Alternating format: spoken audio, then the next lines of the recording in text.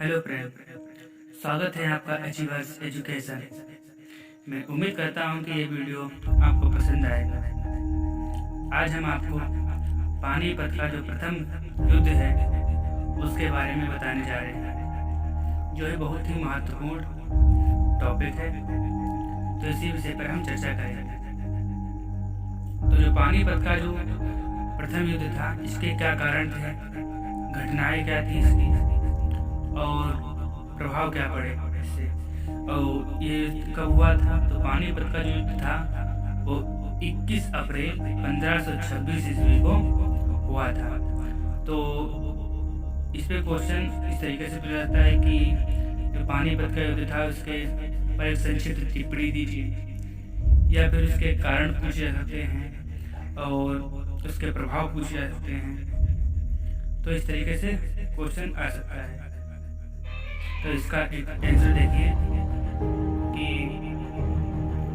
तो पानीपत का प्रथम युद्ध, तो पानीपत की पहली लड़ाई जो है वो 21 अप्रैल 1526 ईस्वी को काबुल के जो बादशाह थे, जिनका नाम था जहीरुद्दीन मोहम्मद बाबर, तथा जो दिल्ली के सुल्तान थे उनका नाम था इब्राहिम लोदी, में पानीपत के मैदान में लड़ी गई थी। इन दो शासकों के बीच में जो थे शासक, इन दोनों के बीच में जो पानीपत की लड़ाई लड़ी गई थी। इनके कारण क्या थे, तो इनका कारण जो सर्वप्रथम था, पहला कारण था कि बाबर जो है वो अपने साम्राज्य का जो विस्तार करना चाहता था। बाबर ये अपने साम्राज्य को वो बड़ा करना चाहता था। उसके बाद दूसरा कारण है इसका कि भारत की जो राजनीतिक दशा थी वो बहुत ही दुर्बल थी, मतलब कमजोर थी, और बाबर इसका अवसर का जो लाभ उठाना चाहता था। और तीसरा है, बाबर ने भारत की अपार धन संपत्ति की जो गाथाएं सुन रखी थी वह उसे प्राप्त करना चाहता था। और चौथा है कि बाबर को पंजाब के सूबेदार जो थे दौलत खान लोधी और वहाँ के सुल्तान जो था दिल्ली का, जिसका नाम था इब्राहिम लोदी, उसके जो चाचा थे जिनका नाम था आलम खान लोदी, और मेवाड़ के जो राणा सांगा थे, भारत पर आक्रमण करने के लिए बाबर को निमंत्रण दिया था। अब ये पानीपत की प्रथम लड़ाई जो हुई थी तो उसके परिणाम क्या थे एवं महत्व। तो पानीपत की जो पहली लड़ाई चाहे एक दिन में समाप्त हो गई थी, लेकिन किंतु क्या हुआ कि भारत के इतिहास में यह लड़ाई निर्णायक समझी जाती थी। इसके परिणाम इस प्रकार से हैं कि जैसे कि पहला परिणाम है कि लोधी वंश की सत्ता का अंत। तो पानीपत की पहली लड़ाई निर्णायक थी, इसमें सुल्तान जो इब्राहिम लोधी लड़ता रहा और लड़ते हुए ही वो मारा गया। उसके साथ ही भारत में लोधी वंश की सत्ता का अंत हो गया। भारत में मुगल वंश की स्थापना। तो पानीपत की लड़ाई को जीतकर बाबर ने क्या किया था, जो था वो बाबर ने उस समय जो लोधी वंश को जो था समाप्त करके और मुगल राजवंश की स्थापना की। इस राजवंश ने लगभग 2 शताब्दी तक भारत में शासन किया।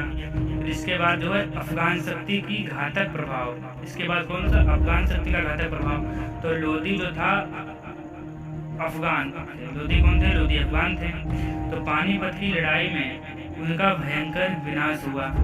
इससे उनके शासन और शक्ति का अंत हो गया। शेरशाह के रूप में कुछ समय बाद उसका फिर उदय हुआ। बाबर की आर्थिक स्थिति का सुधार। तो बाबर को दिल्ली के सुल्तानों का विशाल कोष और प्रसिद्धि जो थी हीरा, इसे कहते हैं कोहिनूर, मिला। अब बाबर की जो आर्थिक दशा काफी सुधर गई थी। अब वह ऐसे राज्य का शासक बन चुका था जिसकी आय उसके अनुमान के अनुसार 2 करोड़ रुपए थी। बाबर के प्रभाव व गौरव में वृद्धि। तो पानीपत की विजय से बाबर लगभग पूरे भारत का शासक बन चुका था। उसके वंशज केवल मिर्जा पर उसने क्या किया था, उन्होंने संपूर्ण भारत का जीत लिया था। तो भारत को जो अपने आप को भारत का बादशाह घोषित कर दिया था। इस प्रकार एक महान विजेता के रूप में प्रसिद्धि तथा समृद्ध देश पर अधिकार स्थापित होने से बाबर के प्रभाव तथा गौरव में बहुत वृद्धि हुई। नव युग का आरंभ पानीपत की विजय से भारत के इतिहास में एक नए युग का प्रारंभ हुआ। भारत में 1900 के स्थान पर मुगल साम्राज्य की स्थापना हुई। तो मुगल शासकों ने अपनी धार्मिक उदारता की नीति से देश में शांति तथा व्यवस्था की स्थापना की, जिससे कला और साहित्य की उन्नति हुई। हिंदू मुस्लिम मेलजोल बढ़ गया और देश में एक यौगिक या कह लीजिए मिश्रित संस्कृति का विकास हुआ। इस प्रकार पानीपत की लड़ाई निसंदेह अत्यंत महत्वपूर्ण थी, किंतु राजनीतिक क्षेत्र में यह उतनी ही निर्णायक नहीं थी जितनी समझी जाती है। इस लड़ाई को जीतकर बाबर केवल दिल्ली का शासक बना था। उत्तरी भारत का एकमात्र सम्राट बनने के लिए उसे राजपूतों और अफगानों से अनेक युद्ध करने पड़े थे।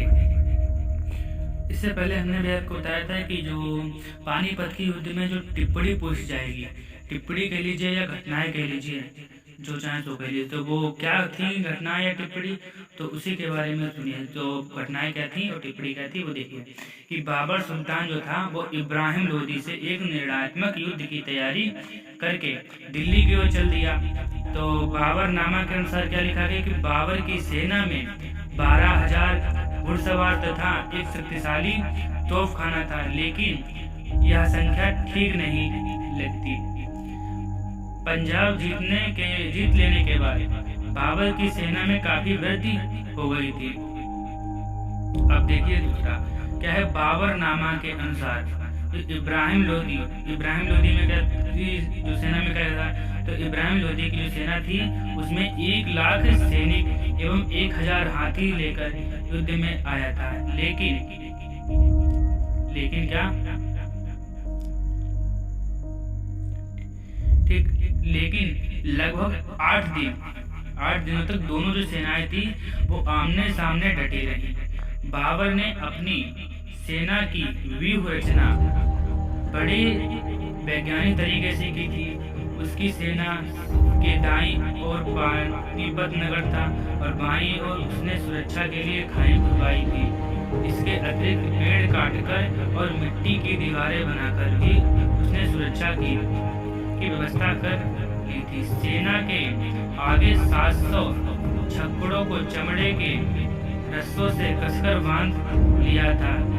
इनके बीच घुड़सवारों के आने जाने और शत्रु का सामना करने के लिए 60 से 70 गज जगह छोड़ दी थी। छक्कड़ों के पीछे तोपें जमा दी गई थी। तोपखानों का संचालन उस्ताद अली और मुस्तफा खां कर रहे थे। इब्राहिम लोदी ने अपने सैनिक सुरक्षा के लिए कोई प्रयास नहीं किए।